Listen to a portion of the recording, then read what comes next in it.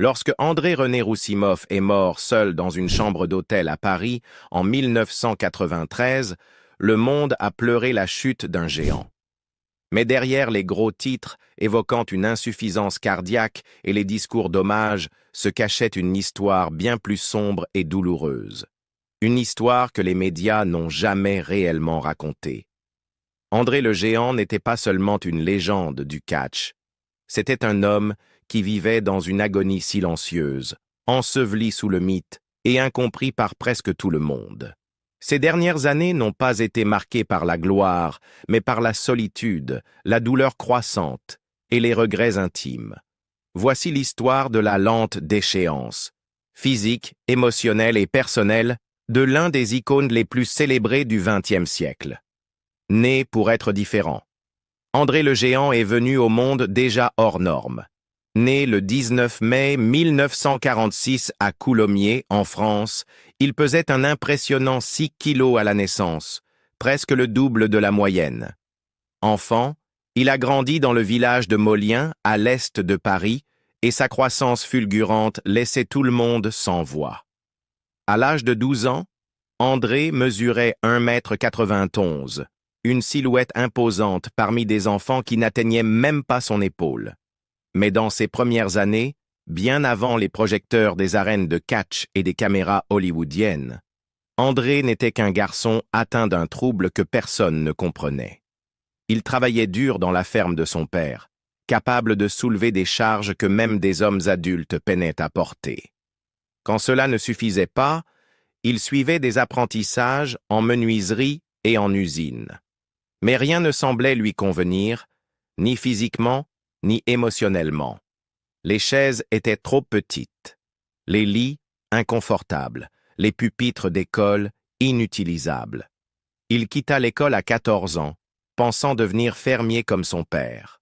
Mais bientôt, il commença à rêver d'autre chose, une vie qui ne serait pas limitée par un monde physique qui lui rappelait sans cesse qu'il n'y avait pas sa place. La taille extraordinaire d'André était causée par une maladie rare appelée l'acromégalie, bien qu'il ne soit officiellement diagnostiqué que des années plus tard. Cette maladie, provoquée par une tumeur à l'hypophyse, fait produire à l'organisme une quantité excessive d'hormones de croissance. Les os continuent alors de croître, indéfiniment. Chez les enfants, cela provoque le gigantisme. Chez les adultes, cela entraîne des douleurs chroniques, des déformations et souvent une mort prématurée. Mais dans la France rurale des années 1950, il n'y avait pas de spécialiste pour repérer ces signes avant-coureurs. Pour sa famille, André était juste un grand garçon. Pour les villageois, il était une curiosité. Mais André n'était pas amer. Pas encore. Il aimait les blagues. Il était fort, gentil, discret. Parfois, son voisin, le dramaturge Samuel Beckett, le conduisait à l'école, un duo étonnant avec le recul. Mais il s'agissait simplement d'un adulte bienveillant offrant une place à l'arrière de son camion à un garçon trop grand pour le bus scolaire. Ce n'était pas une amitié, juste une nécessité. Pourtant, cette anecdote deviendra plus tard une légende, comme tant d'aspects de la vie d'André. À 18 ans, André partit pour Paris. Les promoteurs de catch virent en lui plus qu'un simple homme gigantesque. Ils virent un spectacle. Il s'entraîna, apprit à se mouvoir avec une agilité improbable pour sa taille, et en 1966, il fit ses débuts télévisés en France. 2 ans plus tard, il remporta le championnat du monde poids lourd de la FFCP. Le Japon l'appela en 1970 et dès 1971, il luttait au Canada, puis vint les États-Unis. C'est Vince McMahon Sr. qui façonna l'image d'André telle que le monde allait la connaître. Il lui donna un nouveau nom, André the Giant, et lui interdit d'exécuter des drop-kicks ou des mouvements rapides. Le but n'était pas de montrer qu'André était talentueux. Le but était de le faire apparaître inamovible. Une montagne vivante. Un objet de crainte. Une anomalie. La stratégie fonctionna. Les fans crurent à l'image. André devint une superstar, mais dès le départ, cela eut un prix. L'homme derrière le mythe était étouffé, et la maladie qui allait finir par le tuer progressait, silencieusement. vivre en grand, mourir lentement. André le Géant était partout dans les années 1970 et au début des années 1980. Il tournait sans arrêt, luttant au Canada, au Japon, en Australie, au Mexique et dans tous les coins des États-Unis. Il n'était pas seulement programmé comme tête d'affiche, il était l'événement principal. Vince McMahon Sr. planifiait soigneusement ses apparitions pour préserver le mystère. Les fans ne voyaient André qu'une ou deux fois par an dans la même ville. Ainsi, chaque fois qu'il apparaissait, les arènes affichaient complet à chaque fois. En 1974, le livre Guinness des records le désignait comme le catcheur le mieux payé au monde, avec un revenu estimé à 400 000 $ par an. À l'époque, c'était une somme colossale dans l'univers du catch. Mais cet argent venait avec un prix. Un calendrier impitoyable, entre 300 et 340 jours par an sur la route. Les vols commerciaux étaient un cauchemar. Les sièges d'avion, des engins de torture. André ne pouvait pas entrer dans les toilettes, alors il utilisait des seaux cachés derrière des rideaux. La plupart des lits d'hôtel s'effondraient sous son poids. Il dormait souvent sur le sol ou en diagonale sur plusieurs matelas. Tout était trop petit. Rien n'était confortable. Et la douleur s'installait. Au début des années 1980, les articulations d'André commencèrent à céder. Sa colonne vertébrale se dégradait. Ses genoux le faisaient souffrir. Son dos se raidissait au point qu'il devait faire un effort pour se tenir droit. La maladie même qui l'avait rendu célèbre, l'acromégalie, le détruisait peu à peu. Les matchs de catch, avec leurs projections et leurs chocs répétés, ne faisaient qu'accélérer les dégâts. Mais André continuait. Il souriait encore aux fans, jouait toujours le gentil géant. Il ne parlait jamais publiquement de la douleur. Pire encore, il savait exactement ce qu'il affrontait. Il avait appris son diagnostic des années plus tôt. Peut-être dès 1970, lors d'un passage au Japon. Même si cela ne fut confirmé qu'en 1981, après une fracture de la cheville qui nécessita des examens. À ce moment-là, les médecins comprirent. André avait une tumeur hypophysaire. Elle était opérable. Une intervention aurait pu prolonger sa vie. Mais il refusa. Il craignait d'être mis sur la touche définitivement. Le catch, c'était toute sa vie. Alors il fit un choix. Continuer à lutter, même si cela signifiait mourir jeune. Plutôt que des médicaments, André se tourna vers l'alcool. Non par imprudence, mais par pragmatisme. Il voyait comment d'autres catcheurs devenaient dépendants aux antidouleurs. Il ne voulait pas de cette vie. Alors il buvait, beaucoup, méthodiquement. Cela apaisait la douleur. Des amis comme Ted DiBiase ont révélé plus tard qu'André buvait pour pouvoir fonctionner. Il n'aimait pas être ivre. C'était juste le seul moyen qui marchait. Les chiffres semblent légendaires, mais ils sont vrais. Ou presque. Hulk Hogan a déclaré qu'André pouvait boire plus de 100 bières en une nuit. D'autres, comme Dusty Rhodes et Mike Graham, juraient qu'il en avait déjà bu 156. Carrie Elwes de The Princess Bride se souvenait de la boisson favorite d'André, The American, un mélange de tous les alcools disponibles derrière le bar versé dans un pichet de bière. Cela avait le goût du kérosène. Mais pour André, c'était le goût du soulagement. En coulisses, cette consommation était un signal d'alarme.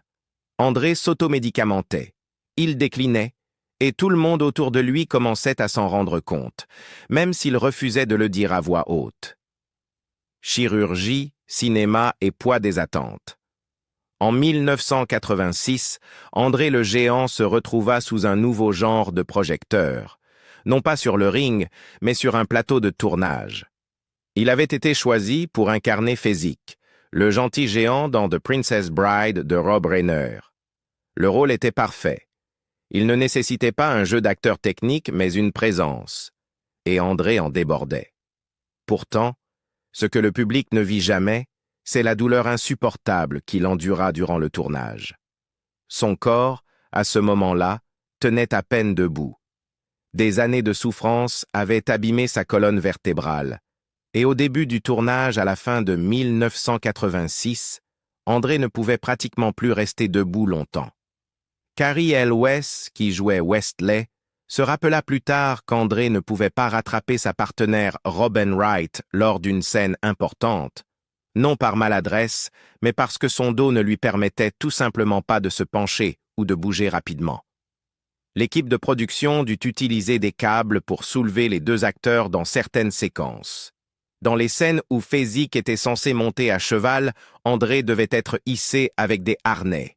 En coulisses, il était joyeux et charmant, mais l'équipe comprit vite la réalité.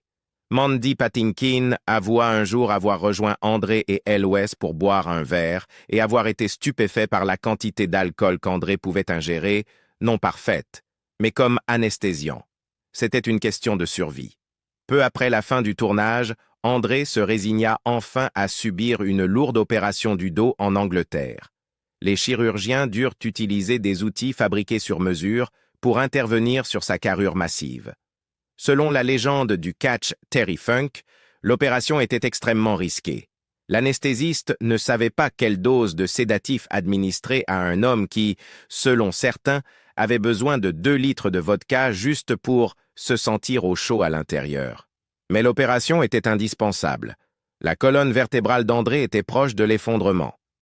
Il avait besoin de temps pour guérir. Et pendant un court moment, il lut. Vince McMahon, désormais à la tête de la WWF, proposa de payer l'opération et fournit même une maison pour qu'André puisse s'y rétablir. Mais ce n'était pas seulement un geste généreux. WrestleMania 3 approchait en 1987 et Vince avait besoin que son géant revienne. Alors André revint trop tôt. Il n'était pas en état de lutter. Il pouvait à peine marcher sans aide. Mais les enjeux étaient énormes. WrestleMania 3 s'annonçait comme le plus grand événement de l'histoire du catch. André devait affronter Hulk Hogan devant 93 000 spectateurs au Pontiac Silverdome. Le combat allait devenir iconique, le moment où Hogan souleva et projeta le géant. Mais peu savaient que tout avait été minutieusement chorégraphié en fonction des limitations physiques d'André. Chaque mouvement devait être chronométré à la seconde.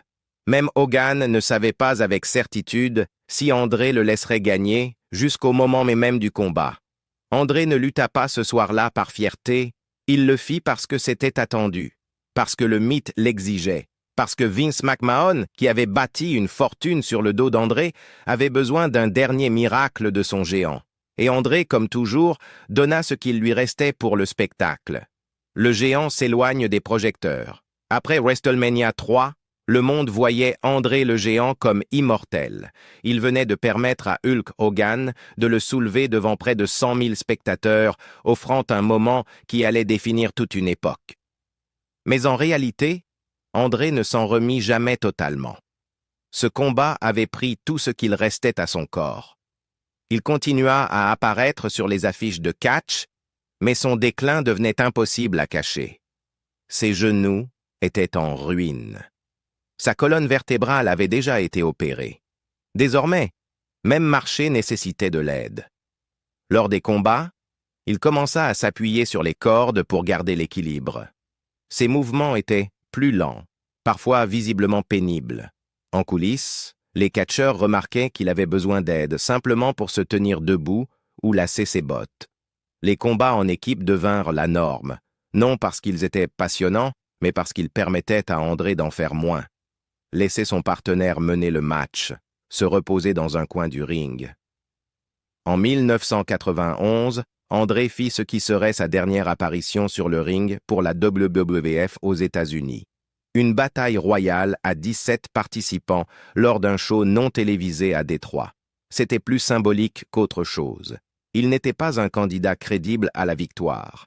C'était surtout une manière d'honorer sa présence. La même année, à SummerSlam 1991, il apparut non pas en tant que catcheur, mais en tant que figure au bord du ring, soutenant The Bushwhackers, appuyé sur des béquilles. Les fans applaudirent, mais la réalité était évidente. Le géant ne pouvait plus marcher seul. Même sa voix avait changé. Jadis puissante et pleine d'énergie, elle était désormais rauque et basse. Ses amis de longue date disaient qu'il ne se plaignait pas, mais qu'on pouvait voir les ravages. Son rire devenait plus discret, ses nuits plus longues, et la route, autrefois synonyme de gloire, était devenue une prison. Les vols étaient insupportables. Les hôtels n'étaient toujours pas faits pour un homme de sa taille. Des portes trop étroites, des toilettes trop fragiles, des lits trop mous. Chaque ville apportait une nouvelle douleur. Il continua pourtant, pas pour des ceintures, ni pour la lumière des projecteurs. André savait que son temps était compté.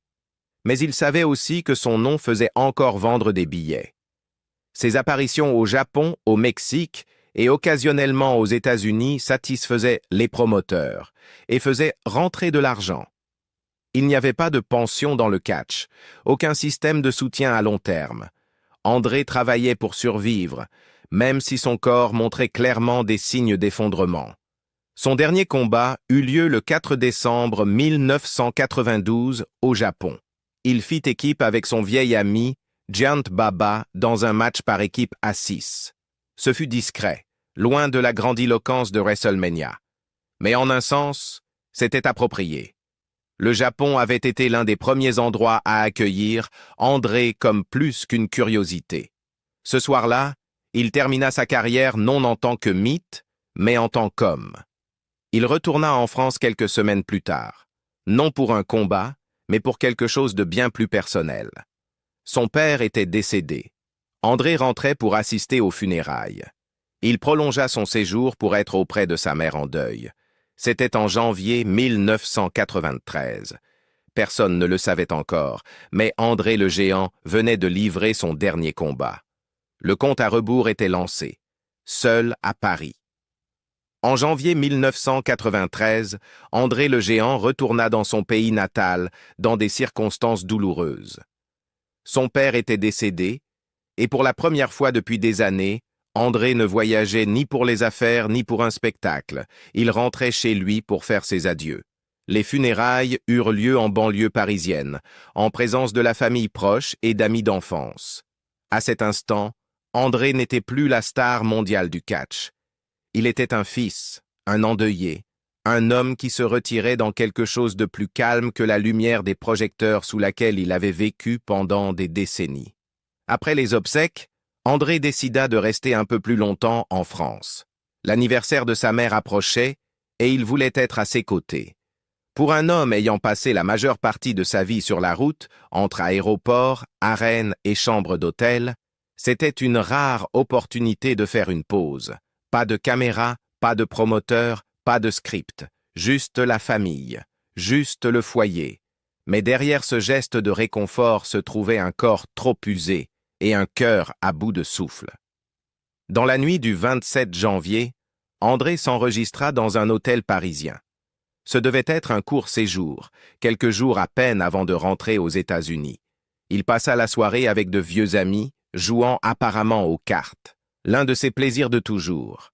Un réconfort simple et familier dans une vie qui lui avait rarement laissé ce luxe. Le lendemain matin, le 28 janvier, André ne descendit pas. Son chauffeur attendit. Le personnel de l'hôtel frappa à sa porte. Finalement, ils entrèrent et le trouvèrent inerte, allongé paisiblement dans son lit. Il était mort dans la nuit. La cause officielle, insuffisance cardiaque congestive. Son cœur, déjà affaibli après des décennies à devoir pomper le sang dans un corps d'une taille hors norme, avait fini par céder. Il avait 46 ans. La nouvelle de sa mort se répandit rapidement. Les gros titres parlèrent d'une tragédie paisible. Certains médias mirent en avant sa carrière dans le catch, d'autres évoquèrent The Princess Bride. Mais peu soulignèrent l'histoire plus profonde, la solitude de mourir seul dans une chambre d'hôtel, loin des arènes qui avaient autrefois scandé son nom. Pas d'entourage, aucun proche à ses côtés, juste le silence. Même dans la mort, André posa des défis logistiques. Les crématoriums français ne pouvaient pas accueillir un homme de sa taille. Son corps dut être rapatrié aux États-Unis. Ses cendres pesaient 8 kilos. Son ami proche, Jackie Macaulay, accompagna ses restes jusqu'en Caroline du Nord, vers le ranch isolé qu'André possédait, mais où il avait rarement séjourné.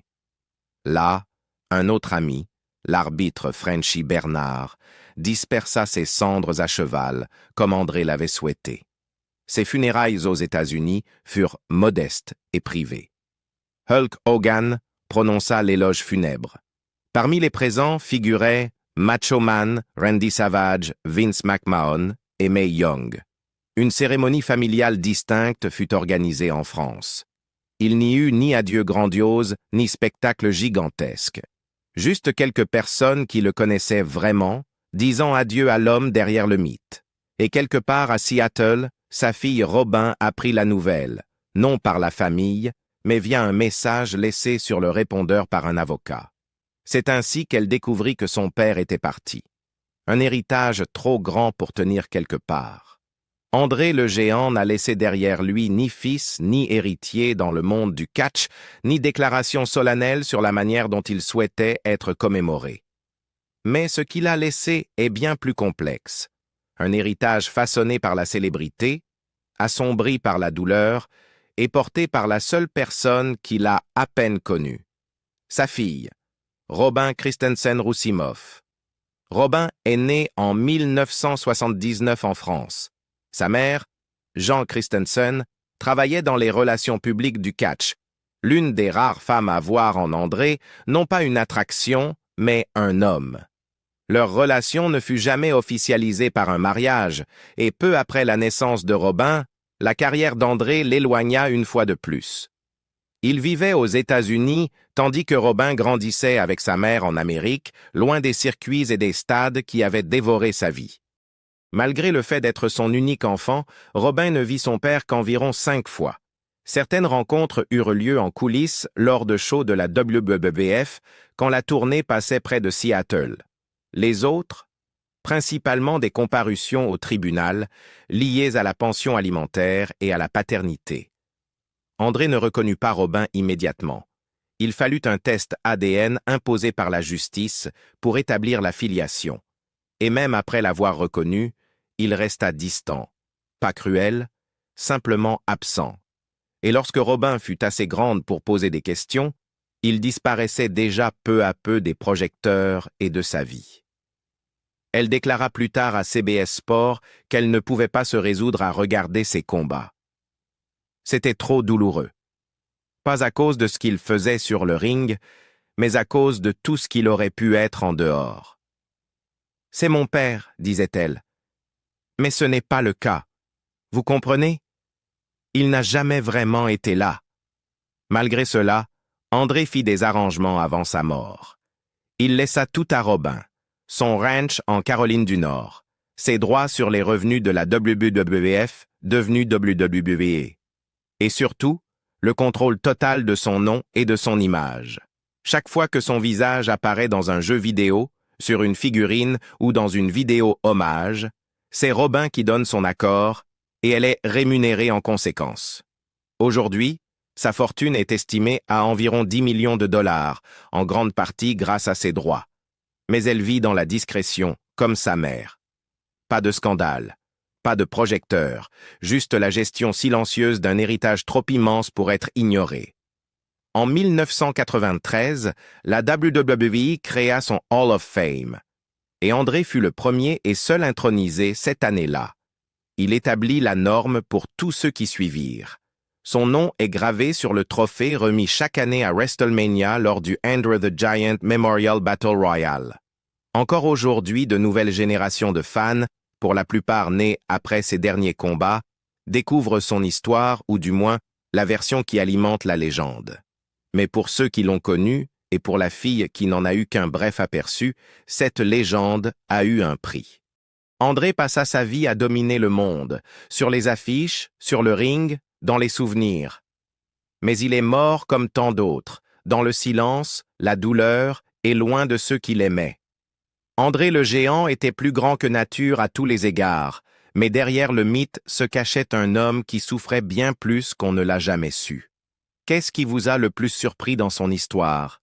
Dites-le nous en commentaire. Et si vous souhaitez découvrir d'autres vérités méconnues sur les légendes du catch, n'oubliez pas de liker et de vous abonner.